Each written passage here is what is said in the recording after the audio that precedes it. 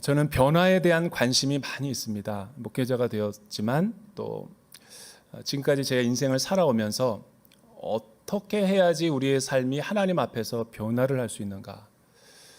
성경은 분명히 복음을 듣고 또 하나님의 나라를 영접하고 또 예수님 앞에 우리의 영혼을 또 의탁하면 우리가 어떤 삶의 중요한 이 변화와 또 열매를 맺고 풍성한 삶을 산다고 하는데, 그 눈에 어떻게 그거를 체험하고 경험할 수 있을까?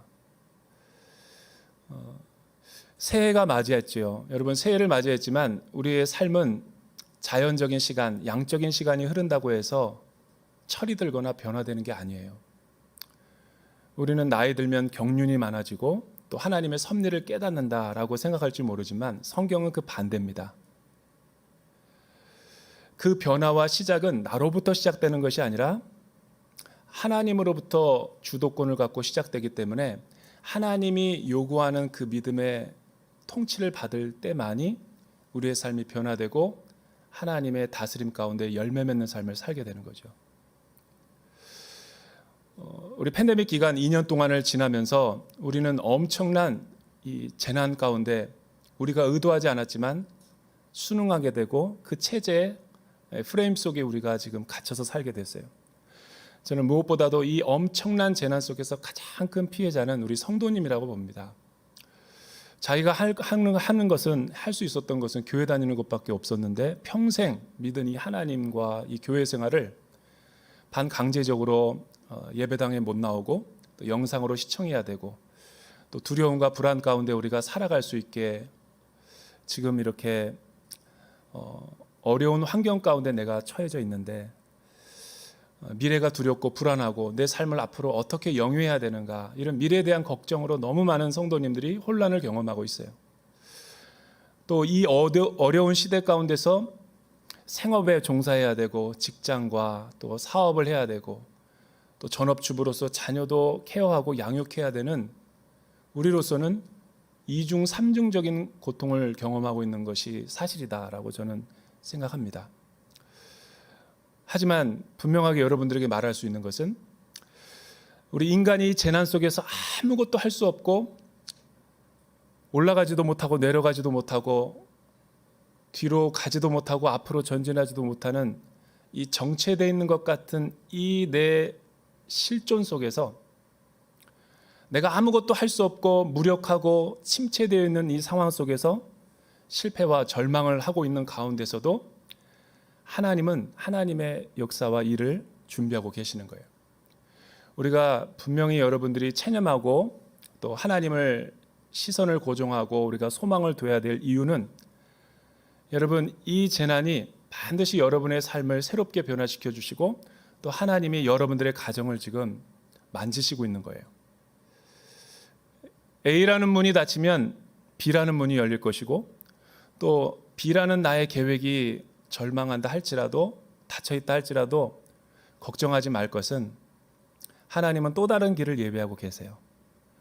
여러분, 아무것도 할 수 없는 죽을 것 같은 이스라엘 백성들이 홍해 앞에서 절망하고 있을 때 하나님의 묘책은 사람들이 보지 못하는 바닷속의 난길을 여는 것이었어요. 사람은 하나님이 바닷속에 길이 있을 줄은 아무도 예상하지 못했고 생각하지 못했죠. 그 하나님을 여러분들이 바라보고 신뢰해야 돼요. 제가 북한에 관심이 많기 때문에 많은 여러 가지 책들과 또 다큐멘터리를 제가 연구할 때가 있었는데, 이 거제도에 가면 한국 전쟁 때 포로 수용소가 있어요. 그때 굉장히 많은 중국 군인들과 북한 군인들 또 주적 행위를 했던 사람들이 다 포로 수용소에 있었어요. 근데 휴전이 되고 또 자유의 시대가 되고 또 양해 각서를 통해서 포로 맞교환도 하고 해서 뭐 다 해결이 됐지만 전쟁이 발발한 지가 70년이 넘었는데도 이제 북한에 붙잡힌 포로들은 북한에서 살아야 되고 남한에서 살아야 되는 이 포로 수용소들 가운데 남한 시민이 돼서 살아야 되는 사람들이 있었어요. 그들을 전향수라고 그러죠. 전향수, 전향 장기수. 그런데 시민이 되게 할 때는 조건이 있어요. 대한민국의 주권과 통치를 받을 것인가? 예스 하면 주민등록증이 나오고 전향으로 이제 간주하고 대한민국 시민이 되는 거예요. 그러나 제가 지금 이야기하려는 것은 미전향 잔기수에 대한 제가 다큐를 보고 너무 큰 충격을 받았던 적이 있어요. 17살 때 국가가 소집해서 그냥 아무것도 모르고 부모와 생이별하고 한국 전쟁에 뛰어들었는데 포로로 붙잡히게 돼가지고 거제 수용소에 있으면서 남들은 다 전향할 때 그래도 자기는 수령님을 배반할 수 없고 아무리 생각해봐도 북한의 이념이 맞는 것 같다. 그래서 미전향 장기수로 30년, 40년, 50년을 복역한 사람이 있는 거예요. 장례식을 치르는데도 아무도 오지 않고 가족들도 없고 혼자 쓸쓸하게 임종을 맞이하는 그 장면이었어요. 김영삼 정부 때는 약간 이 호혜적인 원칙, 인도주의 차원에서 상징적으로 서로 맞교환을 한 적이 있죠. 그래서 크게 대서특필되고 9시 뉴스에 표제로 나온 적이 있어요. 리임모, 노인, 송환. 그래서 판문점을 통해서 서로 맞교환했죠. 수많은 기자들이 인터뷰를 했죠. 왜 전향을 안 하시는 겁니까? 끝까지 침묵하면서 판문점을 건너갔어요. 나중에 북한 방송을 본 적이 있어요. 김일성 수령동지 만세. 50년을 넘게 끝까지 자신의 신념을 지킨 거예요. 엄청난 북한의 환호를 받고 그렇게 살아가고 있고 죽음을 맞이했죠. 그러나 나머지 미전향 장기수들은 남한에서 직장도 없고 단절되고 고립되고 취업도 못하고 결혼도 못하고 자손도 없이 죽을 때 같이 북한과 전쟁 싸웠던 그 북한 군인들이 아름아름 모여가지고 마지막 임종을 지켜보는 동지 잘 가시오 할 때 그 마지막 외마디를 제가 봤어요. 여러분 눈을 감을 때도 50년 동안 자기가 지켜온 이 신념을 찬양하고 죽더라고요. 제가 그걸 보면서 분명하게 느낀 것이 있어요. 그리스도인들도 비슷해요. 복음을 듣고 하나님의 통치와 주되심을 경험했음에도 불구하고 우리는 아직도 옛자, 옛성품, 옛사람, 죄의 본성대로 하나님의 다스림이 이루어지지 않은 그 작은 영역들이 있어요. 그런 것들이 불쑥불쑥 튀어나와서 우리의 인생을 망가뜨리고 하나님을 주적하게 만들고 하나님과 갈등을 일으키는 거죠. 사람은 새해가 밝았다고 목욕탕을 간다고 새로워지지 않아요. 새로운 많은 좋은 바이블 프로그램을 한다 그래가지고 우리의 삶이 개선되는 것이 아니에요. 자연적인 시간이 흐른다 그래가지고 철이 들어서 깨달아지는 게 아니에요. 왜냐하면 하나님 나라의 변화는 나로부터 시작되는 것이 아니라 하나님으로부터 말미암기 때문에 그런 거예요. 그래서 하나님이 원하는 방식을 우리가 순종하고 따를 때 참된 변화가 일어나는 거예요. 그게 이 새해에 우리가 하나님의 나라에 대해서 공부하는 목적이죠. 오늘 말씀을 통해서 하나님의 나라를 우리가 어떻게 맞이해야 되는가 살펴보기를 원해요. 20절과 21절 우리 한 목소리로 한번 읽어볼까요? 20절과 21절 시작. 바리새파 사람들이 하나님의 나라가 언제 올 것인지 물어보자 예수께서 대답하셨습니다. 하나님의 나라는 눈으로 볼 수 있는 모습으로 오지 않는다. 또한 보라 여기 있다 보라 저기에 있다 하고 말할 수도 없다. 하나님의 나라는 너희 안에 있기 때문이다. 바리새파 사람들이라는 말이 무슨 말일까요? 여러분 말라기의 마지막 선지자가 이제 예언을 해서 구약의 시대가 종료되고 예수님께서 공생애를 이야기하는 마태복음이 시작되는 신약의 언약 사이에는 신구약 중간기라고 400여 년이 있어요. 이 400년 동안 이 하나님께서 주신 마지막 예언의 말씀은 다시 내가 돌아올 것이며 이스라엘을 회복시킬 것이라는 하나님의 나라에 대한 약속으로 끝나죠. 그리고 그 나라는 누가 가져올 거고 세울 거냐면 다윗의 후손인 혈통에 의해서 그의 영원한 나라가 반석 위에 세워질 것이다. 이게 마지막 주어진 약속이었는데 400년 동안 아무 일도 안 일어났어요.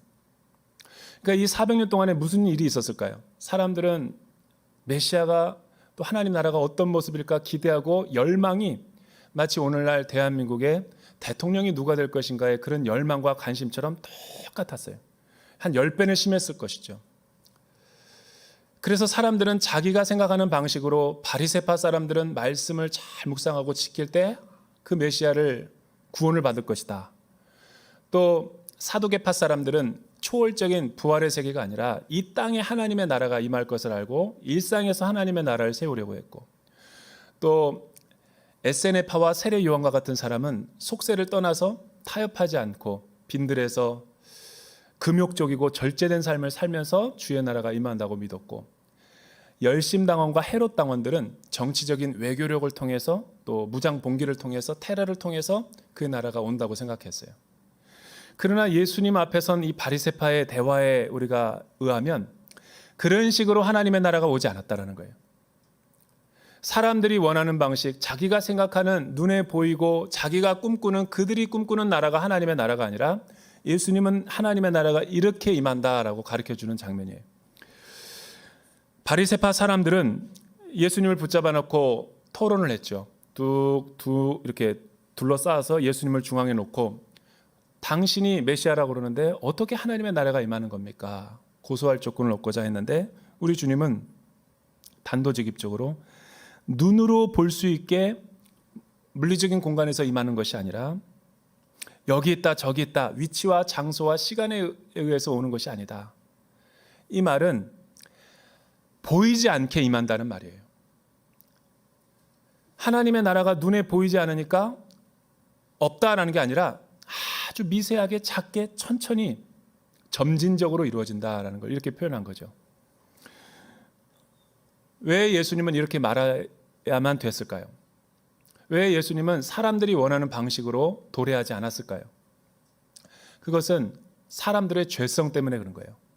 사람은 늘 자기중심적으로 해석하고 자기가 원하는 그런 나라를 꿈꾸기 때문에 예수님이 하나님의 나라를 언제 몇 월 몇 시에 어느 장소에서 온다 약속해도 10월 28일 날 온다 그래도 절대로 27일까지 경건하게 안 살아요.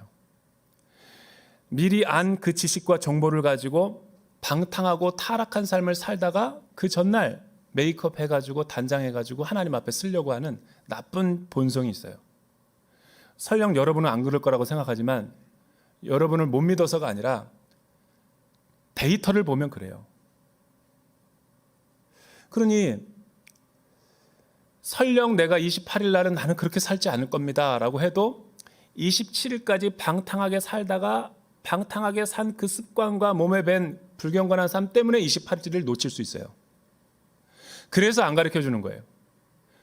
더 놀라운 사실은 계룡산에 메시아가 7명 있어요. 지금도 자기가 메시아라고 생각하는 우리나라에만 등록된 메시아 숫자만 54명인데 대전이 강해요. 계룡산 때문에. 모든 이단의 본거지가 대전이에요. 이래도 기도 안 할 거예요? 우리는 이 나라 민족의 역사 가운데 굉장히 사명감이 많은 성도들이에요.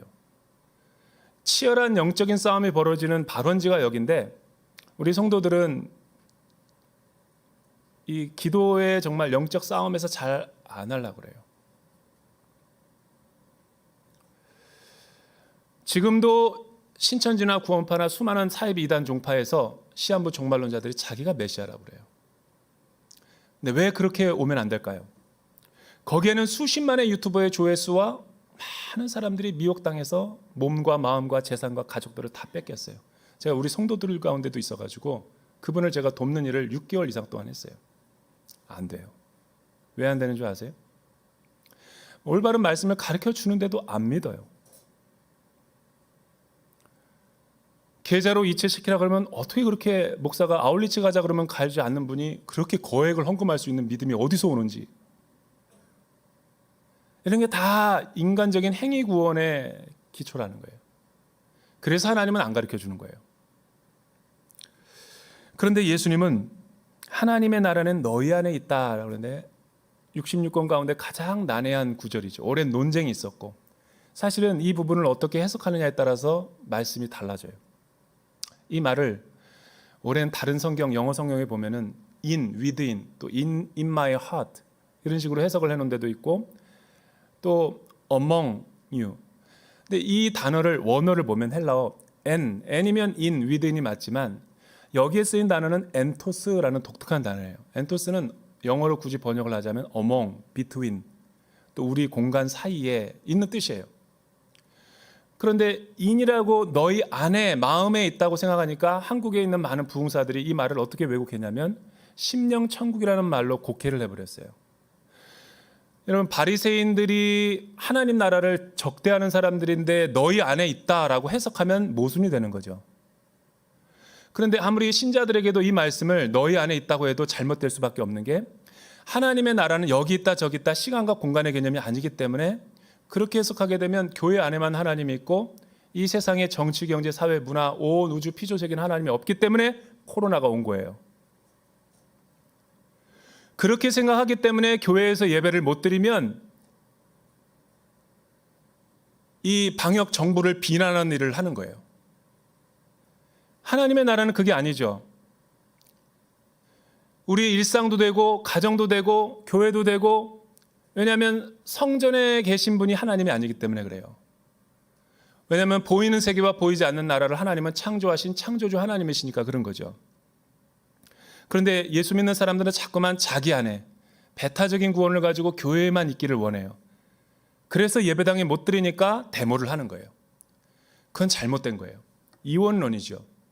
그런 사람들이 교회 안에서는 거룩한 척하면서 월요일서부터 토요일까지는 세속적으로 사는 거죠. 그리고 또 주일날 오면 또 회개하고 하나님의 나라의 백성인 것 같고, 그게 하나님 나라가 아니라 예배당에서 거룩하게 예배를 드리고 월요일서부터 세상에서도 정치, 사회, 경제, 문화, 교육, 법조계, 가정 모든 곳에서도 하나님의 통치를 받으며 살아가는 게 하나님 나라죠. 너희 안에 있느니라, 너희 안에 있다라고 말하는 것은, 너희 사이에 있다라는 것은 하나님의 나라를 가져온 주체이신 예수님이 지금 바리새인과 함께 있기 때문에 너희 안에 이미 와 있다라고 말하는 거예요. 어몽이라는 단어가 정확한 해석이죠. 하나님의 통치를 받는 그곳이 하나님의 나라인 거예요. 강의실에서 너무 힘들어가지고 교수님이 기도하면서, 주님, 내가 이 강의를 하면서 우리 학생들에게 하나님의 복음을 잘, 또 믿지 않는 불신자들에게 잘 섬길 수 있게 도와주십시오. 그 강의실과 사무실이 하나님의 나라인 거예요. 사업하시는 분이, 주님, 사업이 너무 힘듭니다. 참 믿음으로 행하기가 힘듭니다. 무릎 꿇고 기도하고 낙타 무릎이 될 때 거기에 주님의 다스림이 있는 거예요. 식당에서 식당 일 하시는 분이 양파를 깎을 때, 커피 한 잔 탈 때, 정말 저런 손님 막 하면서 비난하고 욕하는 게 아니라 정직하게 하나님 앞에서 정말 주님을 섬기듯이 그렇게 하는 게 식당의 예배자의 삶이죠. 속이고 국내산이 아닌데 국내산이라고 그러고, 그런 게 하나님의 나라가 아니라는 거예요. 교회 일은 열심히 하면서 세상에 돈 버는 일은 세속적이다 생각하는 게 잘못된 거라는 거예요. 출장 가고 여러분 사업을 근면하게 하는 게 하나님의 나라죠. 제사장이고. 유학생이라면은 이민 교회에서 열심히 교회에서만 살고 공부를 게을리하고 맨날 낙제받고, 저는 그게 예배라고 아니라고 봐요. 유학생활은 목적이 있으니까 공부하는 게 예배인 거예요. 이렇게 하나님의 나라가 임하는 거지, 그 삶이 변하는 거지. 교회 안에서는 경건한 척하면서 밖에 나가서는 자기 마음대로 사는 것이 하나님의 나라가 아니에요. 한국 교회가 위기가 된 게 이렇기 때문에 위기가 온 거예요.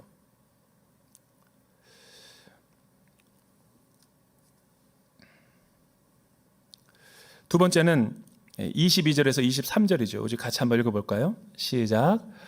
그리고 제자들에게 말씀하셨습니다. 너희가 인자의 날들 중 단 하루라도 보고 싶어 할 때가 오겠으나 보지 못할 것이다. 사람들이 너희에게 보라, 저기에 있다, 보라, 여기에 있다 해도 너희는 그들을 따라 나서지 말고 찾아다니지도 말라. 우리 마지막으로 24절, 25절도 한번 읽어볼까요? 시작. 마치 번개가 하늘 이 끝에서 저 끝까지 번쩍거리며 비치는 것처럼 인자도 자기의 날에 그러할 것이다. 그러나 인자는 먼저 많은 고난을 당하고 이 세대에게 버림받아야 한다. 이번에는 바리새인이 아니라 제자들에게 예수님께서 하나님의 나라가 어떻게 올 것을 말씀하세요. 근데 앞에는 이미 왔다 그러고, 그리고 제자들한테 말할 때는 아직 오지 않았다. 어떤 게 맞는 걸까요? 너희가 인자의 날들 중 어느 한 날을 보기를 원하는 때가 올 것이지만 너희가 보지 못하고 죽을 사람들이 있을 것이다. 이거는 아직 임하지 않은 예수님이 다시 세컨드 커밍으로 재림할 때를 말하는 거거든요. 그 분기점이 뭐냐면 그렇게 되기 위해서는 인자가 먼저 많은 고난을 당하고 이 세대에게 버림받아야 한다. 십자가의 사건과 죽음의 부활을 예표하는 거죠. 그러니까 예수님이 하나님의 나라를 이 땅 가운데 가지고 온 주체죠. 그런데 너희는 보기는 보아도 보지 못할 것이고, 그리고 그 나라는 번개가 하늘 이 끝에서 저 끝까지 번쩍거리며 비치는 것처럼 인자도 그렇게 올 것이다 얘기하는 거예요. 여러분, 벼락치는 거 번개 돌풍 보셨어요? 어떻게 임하는 거죠? 그거는 동서남북에 있는 모든 사람들이 한꺼번에 봐요. 그러나 차이는 뭐냐면 벼락처럼 임하는 거예요. 돌발성. 언제 어떻게 올지를 모르지만 순간적으로 오는 거예요. 주님이 다시 이 땅 가운데 오실 때 완성될 하나님의 나라는 그렇게 오겠다는 거예요. 이 말을 정리해 보면 십자가를 통해서 예수님의 이 땅에 오심을 통해서 이미 하나님의 나라가 왔고 아직 하나님의 나라가 오지 않은 긴장의 상태 가운데서 우리가 살고 있는 거예요. 그래서 우리는 힘이 드는 거예요. 나그네로서. 왜? 어쩔 때는 너무 현실적인 하나님의 나라에만 파묻혀 살아서 오실 하나님의 나라 주님을 잃어버리고, 또 너무 시한부족마들처럼 교회에서만 살고 집안일은 엉망이고 회사일도 엉망이고 교회만 묶여서 사는 사람들과 또 주님은 언제 오시는가를 막 생각하면서, 여러분, 여기서 말하는 볼 수 없다라는, 보지 못한다라는 그 헬라어 단어가 굉장히 중요한 단어예요. 페레클레시스, 페레세오스라는 페레테레시스라는 이 독특한 단어는 이 보아도 보지 못한다라는 뜻이에요. 여러분, 왜 보아도 보지 못할까요? 누가 그러면 이 보고 볼 수 있는 복이 임하는 사람들일까요? 제자들에게 말하는 거예요. 이 세상 사람들과 일상 속에서 취해서 사는 사람들은 그 나라를 아무리 설명해줘도 못 봐요. 보는 눈이 없기 때문에. 우리로부터 그것이 오는 것이 아니라 하나님의 복음과 또 이 십자가의 복음을 믿는 사람에 의해서, 성령에 의해서 이 구원의 복이 임하는 우리들만이 알 수 있는 거죠. 그러니 우리가 어떻게 올바른 그리스도인으로서 이 땅 가운데 하나님의 나라의 통치를 받으면서 살 수 있을까? 현실 속에 파묻혀서 사는 사람들이 있어요. 일상이 잘못됐다는 게 아니라 일상에만 우선순위와 관심을 두고 사니 그들은 하나님의 나라, 하나님이 하는 일을 몰라요. 그리스도인임에도. 반대도 문제예요. 교회 일만, 하나님의 나라 일만 열심히 하고 세상 일, 집안애들은, 남편들은 다 햇밥 먹이고 빨래는 그냥 이만큼 쌓아놓고 전도한다 그래가지고 뭐 예배 섬긴다 그래가지고 막 남편을 무시하고 영적이지 않다 그러고 회개하라 그러고, 이게 잘못된 사람이죠. 하나님의 올바른 통치와 다스림을 받으면 가정에서도 잘하고 일상에서도 잘하고 교회에서도 잘하는 거예요. 그게 주권이죠. 통치죠. 우리는 내가 통치를 받는 부분만 받고 싶어 하고 나머지 부분은 안 받으려고 그래요. 하나님의 나라는 그런 게 아니라 온전한 다스림과 통치 가운데 있어야지 복된 삶을 살 수 있는 거예요. 제가 신학교 때 장로의 신학대학교 96기로 졸업했는데 그때 목회 실습에 과제가 있었어요. 저는 1년 동안 그 과제를 정말 굉장히 충성스럽게 한 사람이에요. 100개의 교회를 다 탐방하고 나 혼자 리포트를 다 썼어요. 그런데 내가 인상적인 교회가 하나가 있었는데 소망교회였어요. 곽선희 목사님의 전성기 때 우리나라 최고의 명설교가라고 하는 그분의 압구정동에 있는 설교를 들었는데 내가 너무 광팬이어서 그분의 책을 다 많이 읽고 또 이 리더십 강의가 굉장히 또 기름 부음이 있거든요. 성경을 어떻게 그렇게 잘 강의를 하는지, 제가 지하철을 4호선을 타고 갔었는데 지하철을 나왔는데 이렇게 얘기하더라고요. 거기 다 승객들이 다 소망교회 멀리서 오시는 분들이, 곽 목사 진짜 설교 잘해. 내가 그 얘기를 들으면서 신학도로서 얼마나 많은 도전이 됐는지 몰라요. 근데 실제로 제가 간 날 설교가 뭐였냐면 종말론에 대한 설교였어요. 그래서 아직 잊혀지지가 않아요. 목사님은 북한에서 오신 분인데 너무 집이 부유했대요. 일제시대 때 세발 자전거가 있으니까 얼마나 잘 살아요. 나는 내가 어렸을 때도 세발 자전거 없었는데. 그런데 피난 오게 되고 혈혈 단신으로 오게 되고 참 힘든 남한에서의 삶이 시작됐고, 그런데 하나님 앞에 기도하면서 가족들이 없으니까 주님, 나는 어렸을 때를 생각하면 하나님이 나를 부유한 사람들을 제가 천국으로 인도하는 목자가 되겠습니다. 가난한 사람들은 많이 있으니까. 그래서 강남 최고의 부유층에서 교회를 개척하고, 그날도 사실은 빨간 스포츠카를 타고 오셨더라고요. 은퇴할 때도. 이게 참 신기했어요. 그런데 목사님이 이런 간증을 하시더라고요. 자기는 한 번도 40년 동안 50년 동안 성역을 마무리할 때 새벽기도 빠진 적 없고, 한 번도 몸이 아파서 죽을 지경이 돼도 마약 주사를 맞고 자기가 부목사이기 시기에 자기가 강단을 지켰대요. 너무 놀랐어요. 출장 갈 때를 빼놓고는.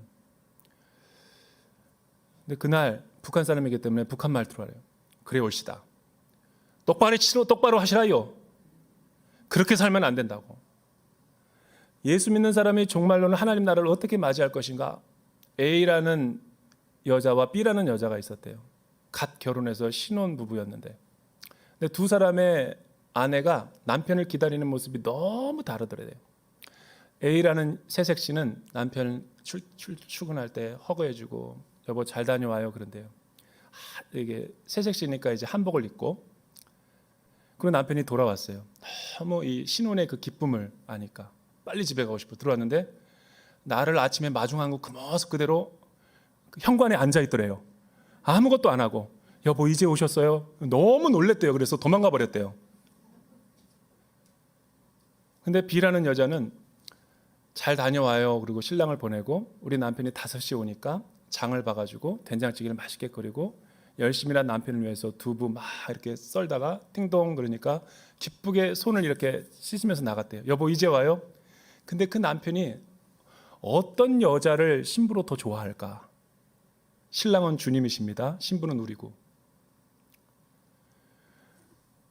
기도원 산속에 은밀하게 모여가지고 주님 오십시오라고 마라나타 찬양 부르면서 집단적 광기의 역사를 부리는 사람들이니까 재산 팔고 다 모여가지고 주님이 오신다 카운트다운하고 있고 아무 일도 안 하고, 배고프면 친인척들한테 다시 내려가서 돈 좀 달라고 그러고.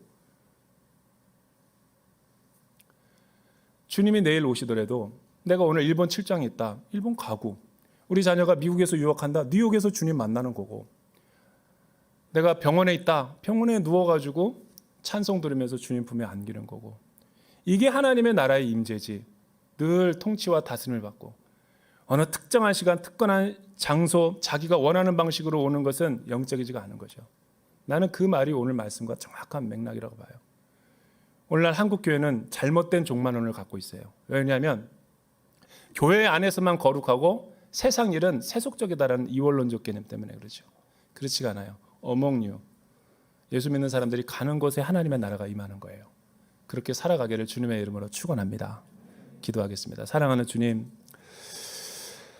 우리가 하나님의 주대심과 통치를 받으며 살아가는 복된 자녀들이 되게 하여 주시옵소서. 예수님의 이름으로 기도드립니다.